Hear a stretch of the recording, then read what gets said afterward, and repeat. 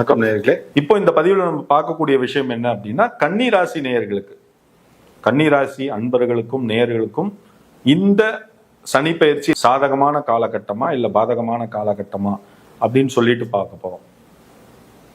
இதுல என்ன ஒரு பெரிய ஆடட் அட்வான்டேஜ் கன்னிராசிக்காரங்களை பொறுத்த வரைக்கும் நம்ம பார்த்தோம் அப்படின்னா, மீன ராசியிலேருந்து சனியோட 7வது பார்வை கன்னிராசி மேல விழுறது முதல் விஷயம். எப்பவுமே பாத்தீங்க அப்படின்னா குருவுக்கு 3 பார்வை உண்டு. எல்லா கிரகங்களுக்குமே பொதுவா 7ஆம் பார்வைங்கிறது உண்டு. இப்ப குருவை பொறுத்த வரைக்கும் 5ஆம் பார்வை, 7வது பார்வை, 9வது பார்வை. குரு ஜாதகத்துல இருக்கக்கூடிய விஷயத்த கூட குரு பார்க்கக்கூடிய விஷயம்ங்கிறது ரொம்ப யோகம் சொல்லுவான். ஆனா சனீஸ்வரன் அப்படி கிடையாது. சனிக்கும் 3 பார்வை உண்டு. 3வது பார்வை, 7வது பார்வை, 10வது பார்வை. ஆனா குரு பார்வை மாதிரி சனியோட பார்வை அவ்வளவு விசேஷம் கிடையாது. ஏன்னா விசேஷம் கிடையாது ஜோசியர் சொல்றாரு, இவர் என்ன யோகமான விஷயங்கள்லாம் நடக்க போறதுன்னு கன்னிராசி நேயர்களுக்கு சொல்றாரு அப்படின்னு நீங்க சந்தேகப்படலாம். இதுல என்ன ஒரு விஷயம் அப்படின்னா, சனீஸ்வரன் குருவோட வீடுன்னு சொல்லக்கூடிய மீனத்திலேருந்து இயக்குறார். அப்படிங்கும் போத குரு கொடுக்கக்கூடிய அவ்வளவு ஒரு நல்ல பலனும் சனியால கொடுக்க முடியும். அதான் இந்த விஷயத்தை.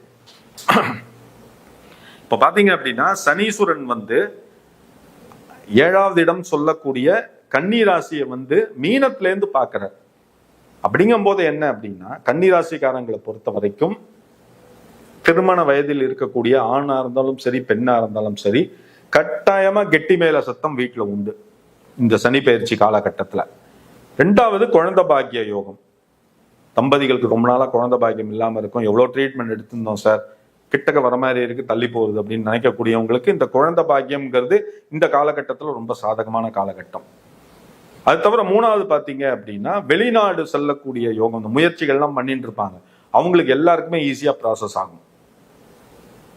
அதுக்கப்புறம் பாத்தீங்கன்னா, இந்த கலைத்துறையில இருப்பாங்க, மெயினா பாத்தீங்கன்னா சினிமால இருப்பாங்க, மீடியால இருப்பாங்க. அதை தவிர தனியா பாத்தீங்க அப்படின்னா, இந்த ஆர்ட் சம்பந்தமான விஷயங்கள். சார் நான் பியூட்டி பார்லர் வச்சிருக்கேன் சார், இல்ல ஒரு மேக்கப் சாதன கடை வச்சிருக்கேன், இல்ல சார் பர்னிச்சர் அழகு பொருள் சாதன கடை வச்சிருக்கேன். இந்த மாதிரி தொழில் பண்ணிட்டு இருக்கவங்க கூடியவங்களுக்கு எல்லாருக்குமே, கன்னிராசி நேயர்களுக்கு எல்லாருக்குமே இந்த சனி பயிற்சி 2.5 வருஷ காலகட்டம்ங்கிறது ரொம்ப ரிமார்க்கபிள் பீரியட். நிச்சயமா சொல்றேன், உங்களோட வருமானம், உங்களோட லெவல் எல்லாமே நல்லபடியா முன்னேறும்.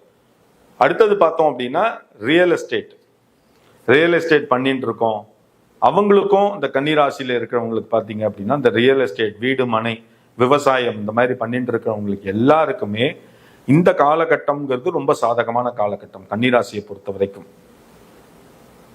ஆனா என்ன, கன்னிராசியை பொறுத்த வரைக்கும் என்ன அப்படின்னா, புதன் அந்த வீட்டோட அதிபதி யாருன்னு பார்த்தோம் அப்படின்னா புதன். இப்ப பார்த்தோம், இதுல என்ன ஒரு ஆடட் அட்வான்டேஜ்னா, சனியோட புதனும் சேர்ந்து அவரோட 7வது பார்வைங்கிறது அவரோட ராசின்னு சொல்லக்கூடிய அந்த கன்னிராசியில விழுது.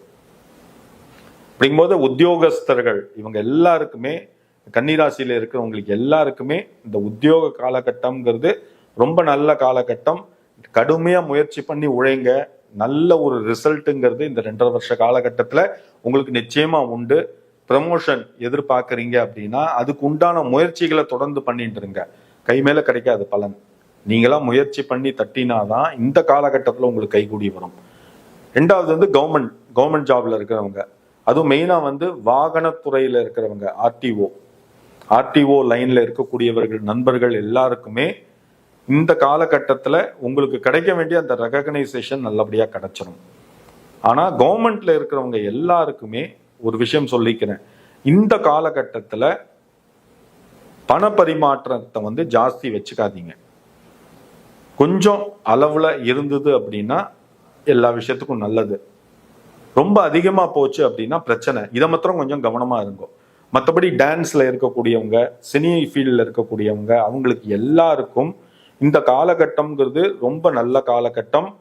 பின்னாடி இருப்பாங்க, சின்ன திரையா இருக்கட்டும், பெரிய திரையா இருக்கட்டும், பின்னாடி இருப்பாங்க, பேக்ரவுண்ட்ல ஒர்க் பண்ணிட்டு இருப்பாங்க. அவங்களுக்கெல்லாம் நம்ம கேமரா முன்னாடி எப்படா வருவோம்னு யோசிச்சுட்டு இருப்பாங்க. அவங்களுக்கு எல்லாருக்கும் ஒன்று சொல்லிக்கிறேன், இந்த 2.5 வருஷ காலகட்டத்துல நீங்க எடுக்கக்கூடிய முயற்சிகள் எல்லாம் உங்களுக்கு நிச்சய திருவனையாக்கும். அதை தவிர நாட்டுப்புற கலைஞர்கள், மயிலாட்டம், ஒயிலாட்டம், காவடி ஆட்டம், இந்த மாதிரி விஷயங்கள்லாம் இருக்கும். அதெல்லாம் பார்த்தீங்கன்னா நிறைய பேர் பாவம் நல்ல நாலேஜ் இருக்கும், நல்ல திறமை இருக்கும், அவன் எங்கேயோ ஓரமா முடங்கி போய் உட்காந்துருப்பான். யாராவது நம்மளை கூப்பிடுவாங்களா, நம்ம ரெகக்னைசேஷன் வெளியில வருமான்னு நம்ம யோசிச்சுட்டு இருப்பான். அவங்களுக்கு எல்லாருக்கும் சொல்லிக்கிறேன், இந்த காலகட்டம் 2.5 வருஷ காலகட்டம் உங்களுக்கு சாதகமான காலகட்டம். எந்த ஒரு மாற்று கருத்தும் கிடையாது. நிச்சயமா சொல்றேன், உங்களோட முயற்சிகள் அங்கீகரிக்கப்படும்.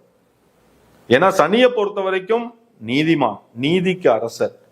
அப்படிங்கும் போத நீ நியாயமான முறையில் செயல்படக்கூடிய அனைத்து விஷயங்களும் உனக்கு சக்சஸ்ஃபுல் அப்படிங்கிற கனியை நிச்சயமா தரும்.